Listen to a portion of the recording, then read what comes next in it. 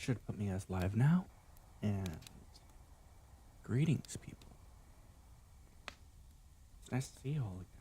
Or not again. Who knows? Anyways, to continue this whole arc of spookiness, we're going to be reading some stories that are indeed in the public domain.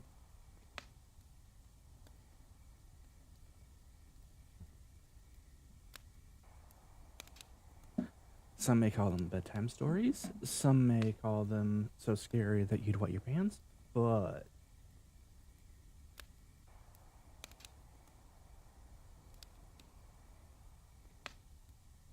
hello, everyone. And yes, my other stories will be in. You might notice that I've been a bit late today. I was making friends with my neighbors.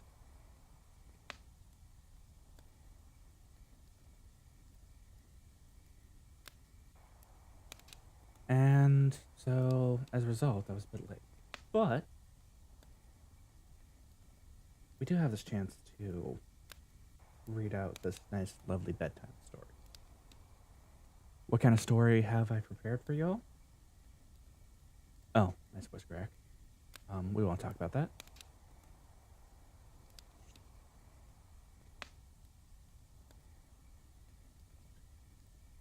Well, we'll be pulling from the good old tried and true of Edgar Allan Poe's works.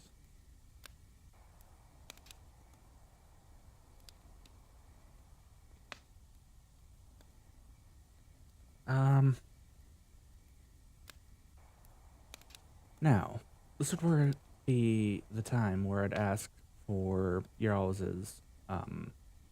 input, but it does not appear as though there's anyone here at the moment, which is fine.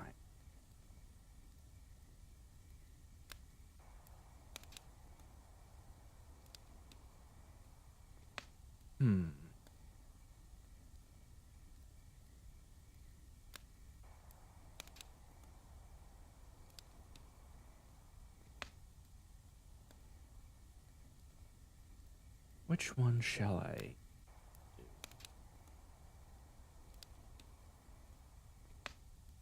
The Murders in Rue Morgue? Yes.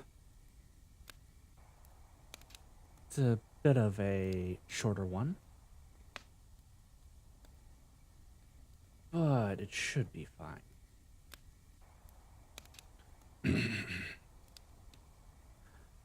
What songs the siren sang, or what name Achilles assumed he had upon himself among women? Other pleasant questions are not beyond all conjecture.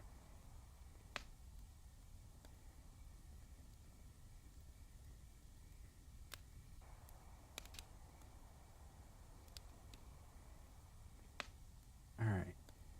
Let me actually check my audio really quick. Want to make sure that my mic is at a reasonable level. I can talk as loud as I want without blowing out people's eardrums. Correct.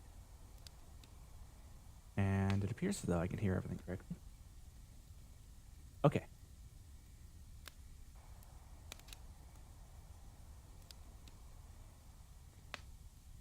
The Murders in the Rue Morgue. Thank you. The Murders in the Rue Morgue by Edgar Allan Poe. The mental features discoursed as the analytical are in themselves but little susceptible of the analysis. We appreciate them only in their efforts.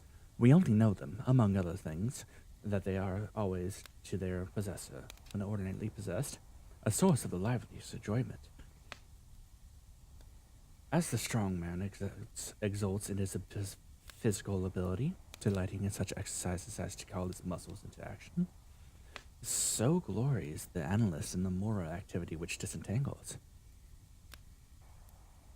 He derives pleasure from even the most trivial occupations, bringing in a talent to display. He is fond of enigma, of conundrums, of hieroglyphs, and exhibiting his solutions to each degree of acumen, which appears to the ordinary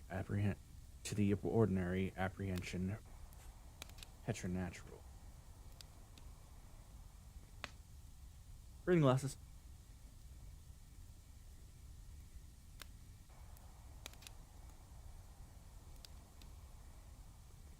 His results, brought about by the very soul and essence of method, have, in truth, the whole air of intuition.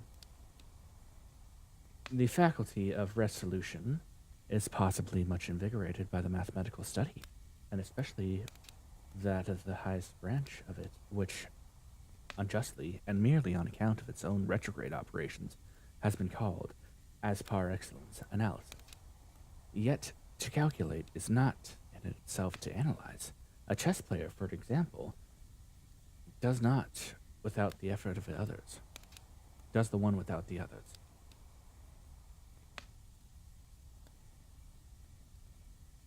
It follows that the game of chess and its effect upon mental character is greatly misunderstood.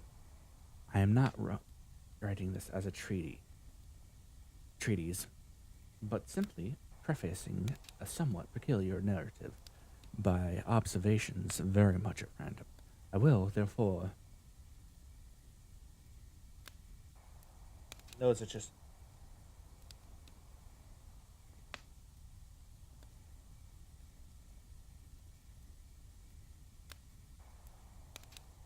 This has been itchy all day for some reason.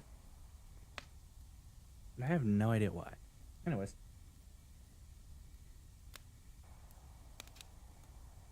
We were.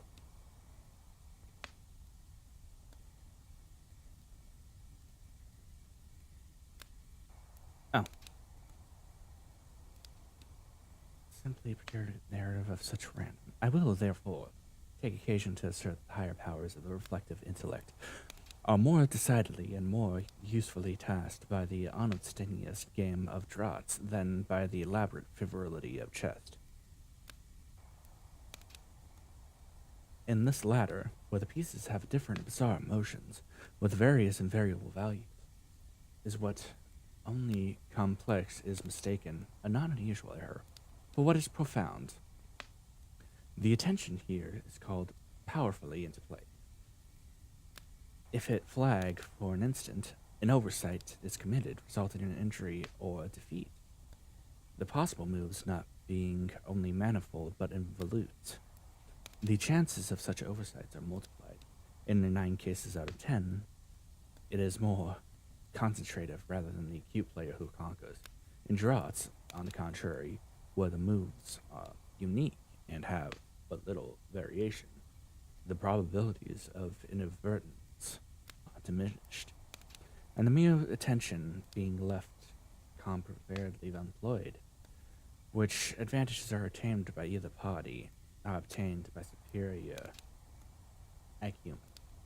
To be less abstract, let us suppose a game of draughts where the pieces are reduced to 4 kings.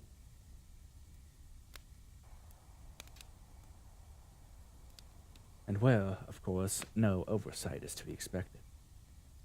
It is obvious here that the victory can be decided, the players being all equal, only by some research moment. The victor. Take 2. The result of some strong exertion of intellect, deprived of ordinary resources, the analyst throws himself into the spirit of his opponent, identifies himself there within, and not unfrequently sees thus, at a glance, the sole methods, sometimes indeed absurdly simple ones, by which may seduce into error, hurry into miscalculation.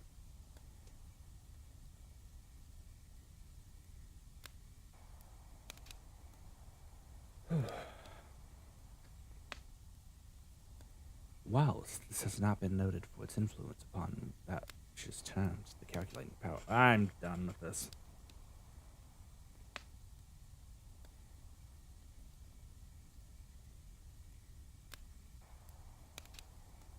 I'm sorry, but I'm too bored with that.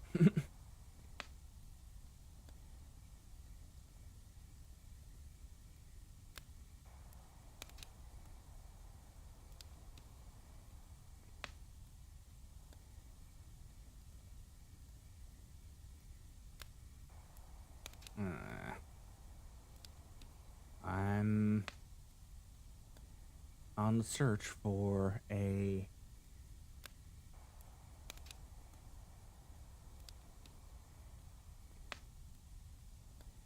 good one. Ugh.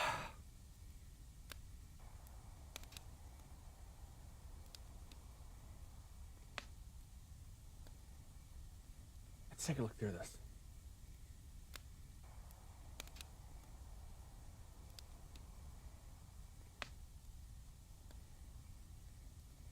Oh, here we go.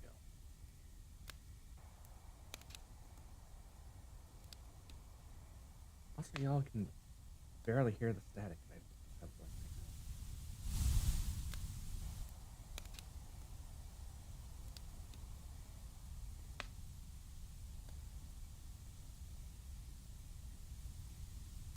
now. How's that?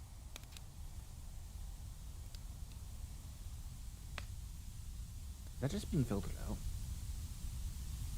I feel like that's just getting filtered out.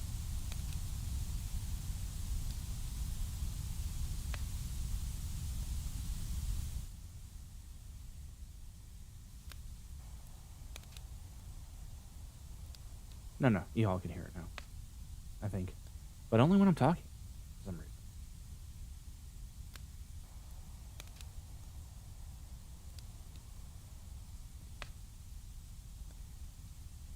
Which is unusual. Oh, hey. My reading glasses do mess up my blink.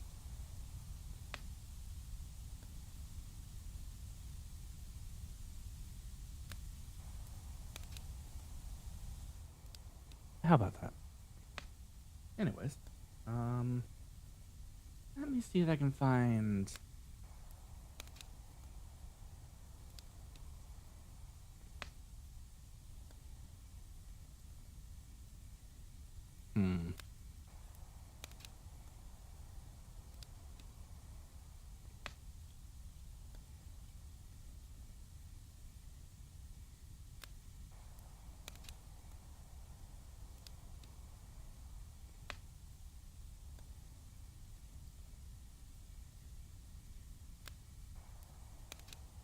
I've never heard of this one before. Of course, I heard of Robert Lee Frost.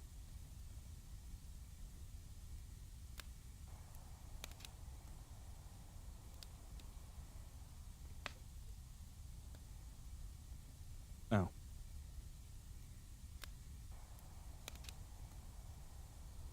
Hmm.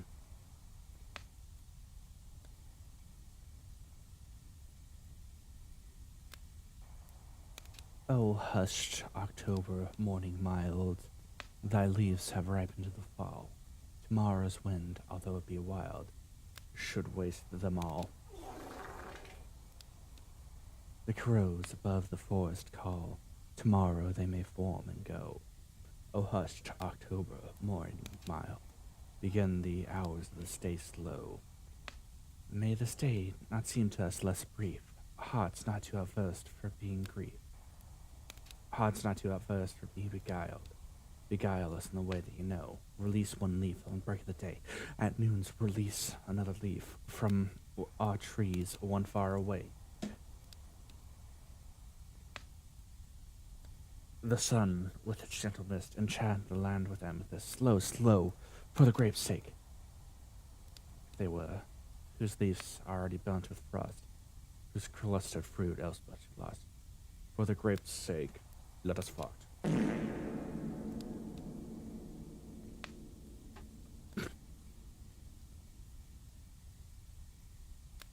I'm sorry, but, being serious is not usually within my nature. What's up in the top poems?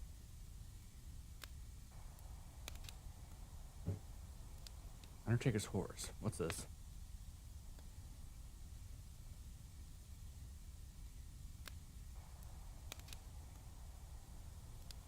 Is it good?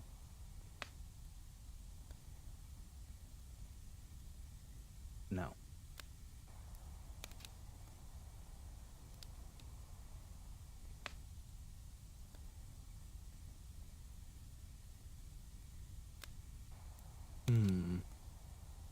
I already did the I poem about prostitution. What? Definitely a product of its time.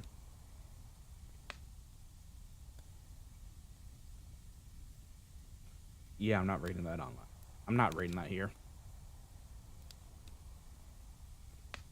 Maybe on my 4th, 5th channel. But not here.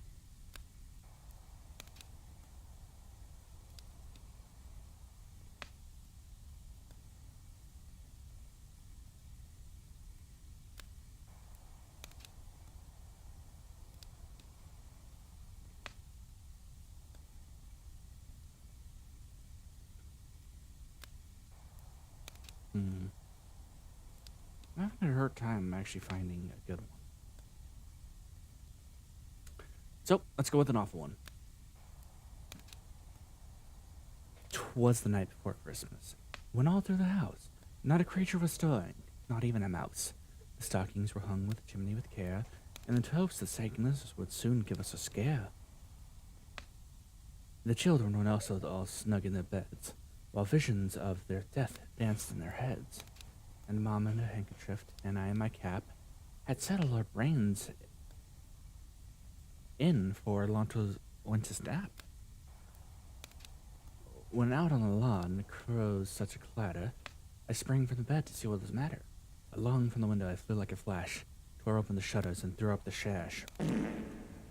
The moon on the breast of the new fallen snow gave the luster of midday's object below. When, what to my wondering eyes should appear, but a miniature sleigh and 8 tiny reindeer, here to bring us to the slaughter. But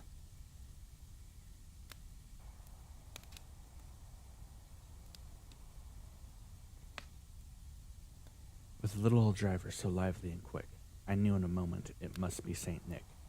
More rapid than eagles his coursers they came, and they whistled and shouted and they called them by name. Now Dasher, now Dancer, now Prancer, now Vixen, on Comet, on Cumin, on Donda und Blitzen. We're to the top of the porch, to the top of the wall. Now dash them away, dash them all.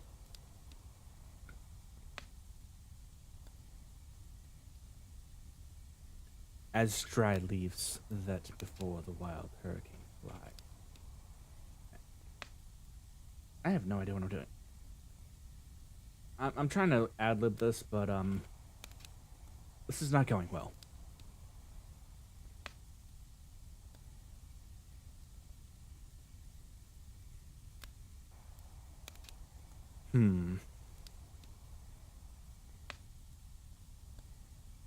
It is so hard to actually find scary stories in the public domain. I wonder if I should just find some stuff on the SCP wiki and then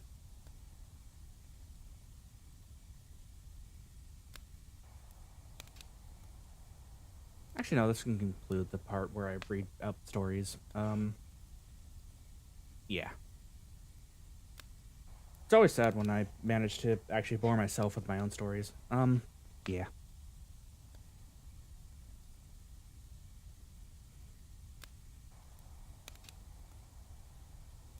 It's like, I like this story, but anyways, at any rate, I am actually trying to edit down my reading of The Raven that I did.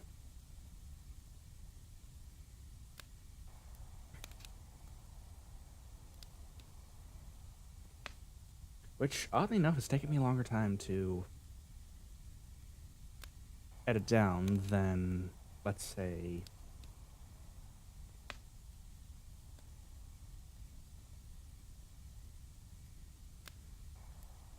oh. You don't hear my neighbors? You might be able to hear my neighbors. Sorry about that.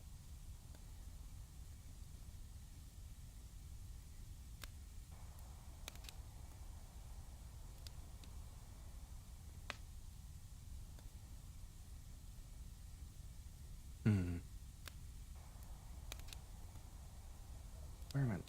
Yeah. Let me see if I can silence that really quick.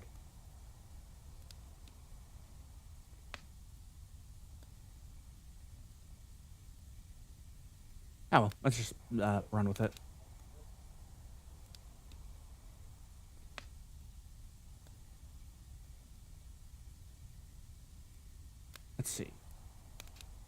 was the specific one that I liked? When Day Breaks. And that should be SCP-001. One of the proposals for it. When Day Breaks. Where is it though?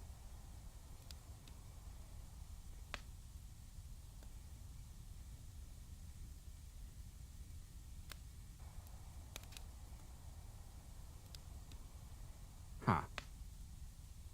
I cannot find it. Wonderful. Good, great, good. Good creepypasta.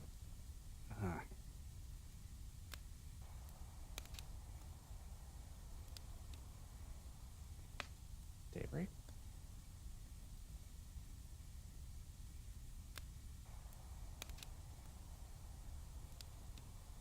No, this is not it. Sorry, I'm trying to figure out which story that I want to read.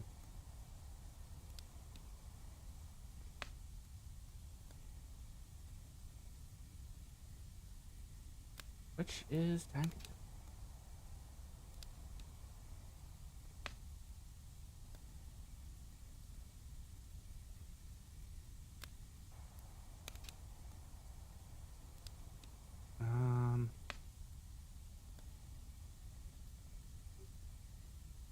Hmm.